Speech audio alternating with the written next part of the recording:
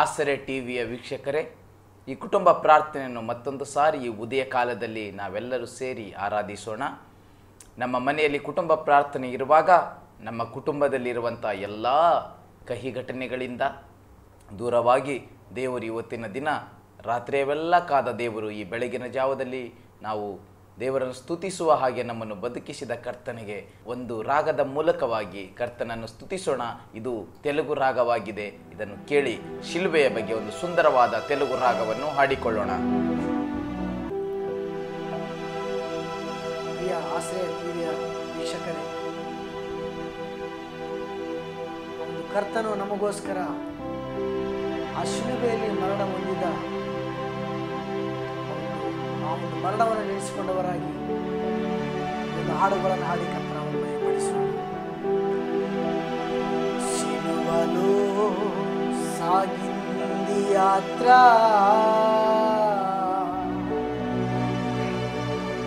కరుణామయుని దయగల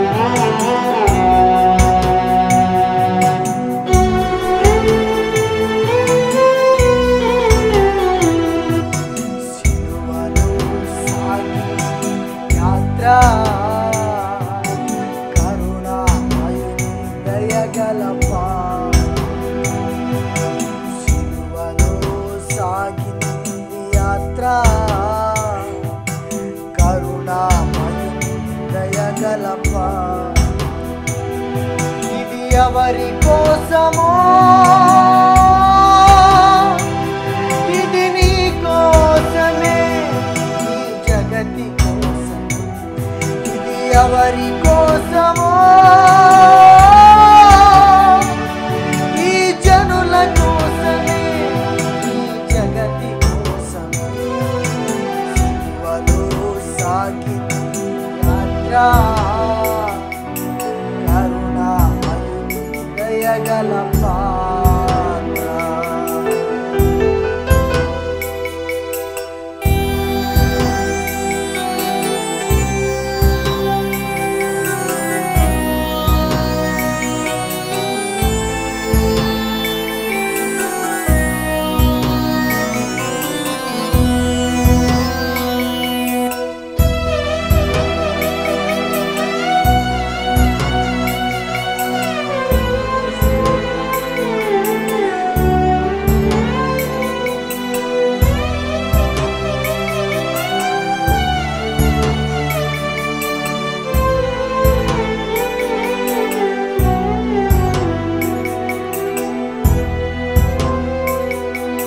పాలుకారు దేహము పైన పాపాత్ముల కొరడాలెన్నో, ఆ పాలుకారు దేహము పైన పాపాత్ముల కొరడాలెన్నో. ఏలి చేసినారు, పరిహాస్యమాడినారు, ఏలి చేసినారు, పరిహాస్యమాడినారు. నోరు తెరువలేదా ఈ ప్రేమ, యేసయ్ಯಾ పెదవి పలుకలేదా ನಮಗಾಗಿ ಕಲ್ವಾರಿ ಶಿಲುಬೆಯನ್ನು ಹೊತ್ತಾತನೆ. ನಮ್ಮ ಪಾಪಗಳಿಗಾಗಿ ಕಲ್ವಾರಿ ಶಿಲುಬೆಯನ್ನು ಹೊತ್ತ ದೇವರೇ ನಿಮಗೆ ಪಲುಕಲೇದಾ ಈ ಸ್ವರವನ್ನು ಕೇಳುತ್ತಿರುವ ಎಲ್ಲಾ ಮಕ್ಕಳನ್ನು ಮುಟ್ಟು ಸ್ವಾಮಿ, ನಮಗಾಗಿ ನಿನ್ನ ಕೈಕಾಲುಗಳಲ್ಲಿ ಮಳೆ ಹೊಡೆಸಿಕೊಂಡೆ ಸ್ವಾಮಿ. ನಮ್ಮ ಕುಟುಂಬವು ಒಳ್ಳೆ ದಾರಿಯಲ್ಲಿ ನಡೆಯಬೇಕೆಂಬುದಾಗಿ ನೀನು ಕಣ್ಣು ಮುಳ್ಳಲ್ಲಿ ನಡೆದೆ ಸ್ವಾಮಿ. ನಮ್ಮ ಮಕ್ಕಳು ಕೆಟ್ಟ ದಾರಿಯಲ್ಲಿ ಹೋಗಬಾರದೆಂಬುದಾಗಿ ನೀನು ಕಲ್ವಾರಿ ಬೆಟ್ಟವನ್ನು ಆ ಮುಳ್ಳಿನ ಪೊದೆಯ ಮೇಲೆ ఎవరి కోసమో ఇది నీ కోసమే ఎవరి కోసమో ఈ జగతి కోసం సిలువలో సాగి యాత్ర దయగల సిలువలో సాగి యాత్ర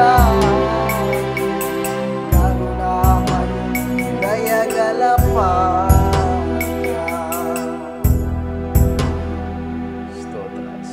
ಕರ್ತನೇ, ನೀನು ನಮಗೋಸ್ಕರ ಮಾಡಿದಂತ ಅಪ್ಪ ಅವನು ಮರಣ ತ್ಯಾಗವನ್ನು ನೆನೆಸಿಕೊಂಡು ನಿಮ್ಮನ್ನು ಸ್ತುತಿಸುತ್ತೇನೆ.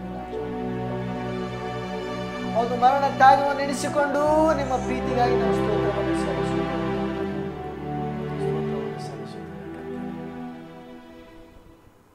ಈ ದಿನ ದೇವರ ವಾಕ್ಯದಿಂದ ನಾವೊಂದು ವಚನವನ್ನು ಓದಿಕೊಂಡವರಾಗಿ ನಾವು ಕರ್ತನಿಗೆ ಮಹಿಮೆ ಸಲ್ಲಿಸೋಣ. ಪ್ರಿಯರೇ, ನಿಮ್ಮ ಬಳಿಯಲ್ಲಿ ಸತ್ಯವೇದ ಇರುವುದಾದರೆ ರೋಮಾಪುರದ ಬರೆದ ಪತ್ರಿಕೆ 8ನೇ ಅಧ್ಯಾಯ 34ನೇಯಿಂದ 36 ವಚನವರೆಗೆ ನಾವು ಓದಿಕೊಳ್ಳೋಣ. ಪ್ರಿಯರೇ, ಅಪರಾಧಿಗಳೆಂದು ನಿರ್ಣಯಿಸುವವರು ಯಾರು?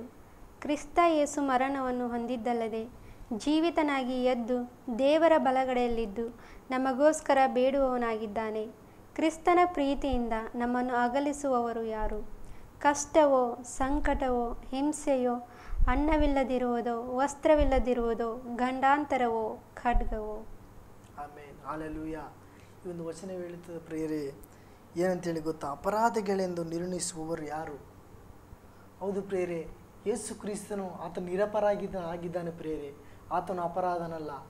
ನಾನು ನೀನು ಈ ಲೋಕದಲ್ಲಿ ಮಾಡಿದಂತೆಲ್ಲ ಒಂದು ಕೆಟ್ಟದ ವಿಚಾರಗಳಿಂದ, ಕೆಟ್ಟದ ಪಾಪಗಳಿಂದ, ನಮ್ಮ ಒಂದು ನಡತೆಗಳಿಂದ ಆತನು ಒಂದು ನಿರಪರಾಧಂತ ಯೇಸು ಕ್ರಿಸ್ತನನ್ನು ಅಪರಾಧನಾಗಿ ಮಾಡಿ ಆತನನ್ನು ಶಿಲುಬೆಗೆ ಏರಿಸಿ ಆತನ ಮರಣವನ್ನು ನಮಗೋಸ್ಕರ ಕೊಟ್ಟನು ಪ್ರಿಯರೇ. ಏನಕ್ಕೆ ಗೊತ್ತಾ? ನಿನಗೋಸ್ಕರ, ನನಗೋಸ್ಕರ. ನಿನ್ನ ಒಂದು ಕೆಟ್ಟದಂಥ ಒಂದು ಯೋಚನೆಗಳನ್ನು ಮಾಡಿ, ಪಾಪದ ಯೋಚನೆಗಳನ್ನು ಮಾಡಿದ್ದರಿಂದ ಆತನ ಒಂದು ತಲೆಗೆ ಮುಳ್ಳ ಕಿರೀಟವನ್ನು ಇಟ್ಟರು ಪ್ರಿಯರೇ. ನಿನ್ನ ಒಂದು ಶರೀರದಿಂದ ಮಾಡಿದಂಥ ಪಾಪಗಳಿಂದ ಆತನ ಒಂದು ಪಕ್ಕೆಯಲ್ಲಿ ಆತನ ಒಂದು ಬಾಚೆಯನ್ನು ತಿವಿದರು. ನಿನ್ನ ಒಂದು ಪಾಪದ ಕ್ರಿಯೆಗಳಿಂದ ನೀನು ನಡೆದಂಥ ಒಂದು ಅಡ್ಡದಾರಿಯಿಂದಲೇ ಆತನ ಒಂದು ಕಾಲುಗಳಿಗೆ ಅವನ ಮೊಲೆಯನ್ನು ಹೊಡೆದರು. ನೀನು ಮಾಡಿದಂಥ ಒಂದು ಕೆಟ್ಟದಂಥ ಕೈಗಳಿಂದ ಮಾಡಿದಂಥ ಪಾಪಗಳಿಂದ ಆತನ ಕೈಗಳಲ್ಲಿ ಒಂದು ಮೊಳೆಯನ್ನು ಹೊಡೆದರು ಪ್ರಿಯರೇ. ಅದು ಯಾರಿಗೋಸ್ಕರ? ನಿನಗೋಸ್ಕರ, ನನಗೋಸ್ಕರ ಪ್ರಿಯರೇ. ಈ ದಿನ ನಮ್ಮ ಶರೀರದಲ್ಲಿ ಒಂದು ಗುಪ್ತವಾದಂಥ ಪಾಪವು ನಮ್ಮಲ್ಲಿ ಇರುವುದಾದರೆ ಈ ಸಮಯದಲ್ಲಿ, ಈ ಕ್ಷಣವೇ ಅವೆಲ್ಲವುಗಳನ್ನು ಬಿಟ್ಟುಬಿಡೋಣ ಪ್ರಿಯರೇ. ಹೌದು ನನ್ನ ಪ್ರೀತಿಯ ಸಹೋದರ ಸಹೋದರಿ, ನಿನಗೋಸ್ಕರ, ನನಗೋಸ್ಕರ ನೀನು ಒಂದು ಒಳ್ಳೆಯದಾಗಿರಬೇಕಂತಲೇ, ನೀನು ಒಂದು ಸರಿಯಾದ ಮಾರ್ಗದಲ್ಲಿ ಹೋಗಬೇಕಂತಲೇ ಆತನು ನಿನಗೋಸ್ಕರ ಪ್ರಾಣವನ್ನು ಕೊಟ್ಟಿದ್ದಾನೆ ಪ್ರಿಯರೇ. ನನ್ನ ಪ್ರೀತಿಯ ಅಣ್ಣ ತಮ್ಮೆಂದರೆ, ಅಕ್ಕ ತಂಗಿದರೆ, ದಯಮಾಡಿ ಅರ್ಥ ಮಾಡಿಕೊಳ್ಳಿ. ನಿಮ್ಮ ಒಂದು ಗುಪ್ತವಾದಂಥ ಪಾಪಗಳು ಈಗಲೂ ಇರುವುದಾದರೆ ಆ ಒಂದು ಪಾಪಗಳನ್ನು ತೆಗೆದುಹಾಕಿರಿ. ಆತನು ನಿನಗೋಸ್ಕರ, ನನಗೋಸ್ಕರ ಒಂದು ನಿತ್ಯ ಜೀವನ ನೀಡಲಿಕ್ಕೆ ಆತನು ಸಿದ್ಧನಾಗಿದ್ದಾನೆ ಪ್ರಿಯರೇ. ಈ ಒಂದು ಆಶ್ರಯ ಟಿವಿಯ ಒಂದು ಕುಟುಂಬ ಆರಾಧನೆ ಮುಖಾಂತರವಾಗಿ ದೇವರು ನಿಮ್ಮ ಜೊತೆಯಲ್ಲಿ ಮಾತನಾಡುತ್ತಾನೆ ಪ್ರಿಯರೇ. ಈ ಒಂದು ಮಾತುಗಳನ್ನು ಅಂಗೀಕರಿಸಿ, ಈ ಒಂದು ಮಾತುಗಳನ್ನು ನೀವು ಕಿವಿಗೊಟ್ಟು ಒಂದು ಕ್ರಿಸ್ತನಿಗಾಗಿ ನೀವು ಜೀವಿಸೋದಾದರೆ ಅವನು ಖಂಡಿತವಾಗಿಯೂ ನಿನಗೋಸ್ಕರ ಅವನು ಪರಲೋಕದ ನಿನಗೋಸ್ಕರ ಒಂದು ಸ್ಥಾನವನ್ನು ಇಟ್ಟಿದ್ದಾನೆ ಪ್ರಿಯರೇ. ಆತನ ಶಿಲುಬೆಯಲ್ಲಿ ನೆನೆಸಿಕೊಂಡೋಣ ಪ್ರಿಯರೇ. ಆತನ ಯಾವುದೇ ಒಂದು ಪಾಪ ಮಾಡಿಲ್ಲ, ಯಾವುದೇ ಒಂದು ಅಪರಾಧ ಮಾಡಿಲ್ಲ. ಆತನಿಗೆ ಒಂದು ಮರಣದಂಡೆಯನ್ನು ವಿಧಿಸಿದ ಪ್ರಿಯರೇ. ಈ ದಿನ ನಾವೆಲ್ಲ ತೀರ್ಮಾನ ಮಾಡಿಕೊಳ್ಳೋಣ. ಅಪ್ಪ ಯೇಸುವೆ, ಈ ಒಂದು ಆಶ್ರಯ ಟಿವಿ ಮುಖಾಂತರವಾಗಿ ನೀನು ನಮಗೆ ತಿಳಿಸಿದ ಪ್ರಕಾರ ಯೇಸುವೆ ನಾವು ಪರಿಶುದ್ಧವಾಗಿ ಜೀವಿಸಲಿಕ್ಕೆ ಕರ್ತನೇ ನಾವು ಸಾಧ್ಯವಾಗುತ್ತಿದೆ ಅಪ್ಪ ಎಂದು ಆತನಿಗೆ ಒಪ್ಪಿಸಿಕೊಡೋಣ ಪ್ರಿಯರೇ. ಮತ್ತೊಂದು ಸಾರಿ ಒಂದು ಹಾಡನ್ನು ಹಾಡುವಾಗ ನಮ್ಮ ಮನಸ್ಸುಗಳನ್ನು, ನಮ್ಮ ಹೃದಯಗಳನ್ನು ಶುದ್ಧೀಕರಿಸಿಕೊಳ್ಳೋಣ. ಆತನಿಗಾಗಿ ಜೀವಿಸೋಣ ಪ್ರಿಯರೇ.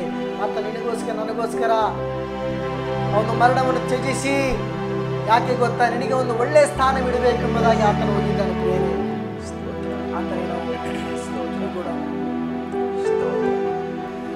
పాలుకారు దేహము పైన పాపాత్ముల కొరడాలెన్నో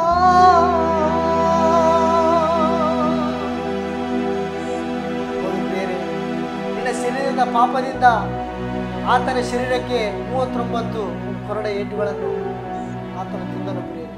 ಅದನ್ನು ನೆನಪು ಮಾಡಿಕೊಳ್ಳೋಣ. ಆತನ ಮೈಯೆಲ್ಲ ರಕ್ತಧಾರೆಯಾಗಿ ಸೋರುತ್ತಾ ಇದೆ.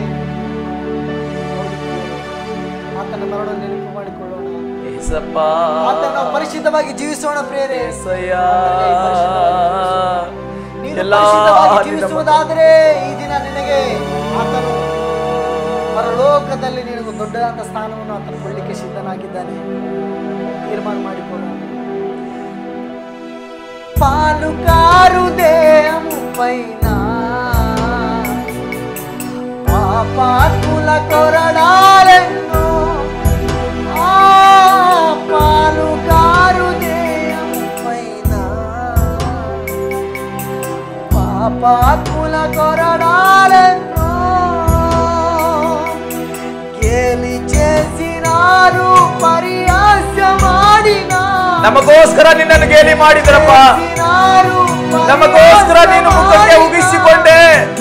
ನಮ್ಮ ಪಾಪಗಳಿಗೋಸ್ಕರ ಕೈ ಕಾಲುಗಳಲ್ಲಿ ನಿನಗೆ ಮನೆ ಹೊಡೆದರು ಸ್ವಾಮಿ. ಎಲ್ಲಾ ಯವನಸ್ಥರನ್ನು ಮುಟ್ಟು ಈ ಬೆಳಗಿನ ಜಾವದಲ್ಲಿ ರಹಸ್ಯವಾದ ಯವನಸ್ಥರನ್ನು ಮುಟ್ಟು, ತಂದೆ ತಾಯಿಗಳ ವಿರೋಧವಾಗಿ ನಡೆಯುತ್ತಿರುವಂತ ಯವನಸ್ಥರನ್ನು ಮುಟ್ಟು ಎಲ್ಲಾ ಮಕ್ಕಳನ್ನು ಮುಟ್ಟಪ್ಪ.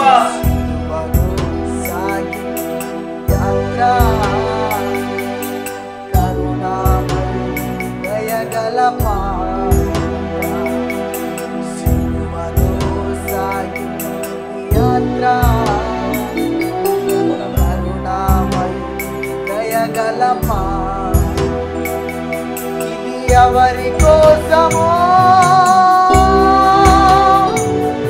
ఇది నీ కోసమే, ನನಗಾಗಿಯೇ ಭಾರವಾದ ಶಿಲುಬೆ.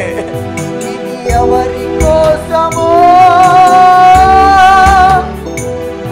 ఇది నీ కోసమే, జగతి ನನ್ನನ್ನು ಪರಲೋಕಕ್ಕೆ ದಾರಿ ಮಾಡುವುದಕ್ಕಾಗಿ, ನರಕದಿಂದ ತಪ್ಪಿಸುವುದಕ್ಕಾಗಿ, ನನ್ನ ಕುಟುಂಬವನ್ನು ನರಕದ ಪಾಲು ಮಾಡದೆ ಪರಲೋಕದ ಪಾಲು ಮಾಡಬೇಕೆಂಬುದಕ್ಕಾಗಿ ಶಿಲುಬೆ ಮೇಲೆ ಪ್ರಾಣ ನೀಡಿದ ದೇವರೇ, ನನ್ನ ಕುಟುಂಬವನ್ನು ರಕ್ಷಿಸು, ನನ್ನ ಕುಟುಂಬವನ್ನು ಆಶೀರ್ವದಿಸು, ನನ್ನ ಕುಟುಂಬದಲ್ಲಿರುವ ಮಕ್ಕಳನ್ನು, ಹಿರಿಯರನ್ನು ಕರ್ತನೇ, ಚಿಕ್ಕವರಿಂದ ಹಿಡಿದು ದೊಡ್ಡವರ ತನಕ ಆಶೀರ್ವದಿಸಪ್ಪ.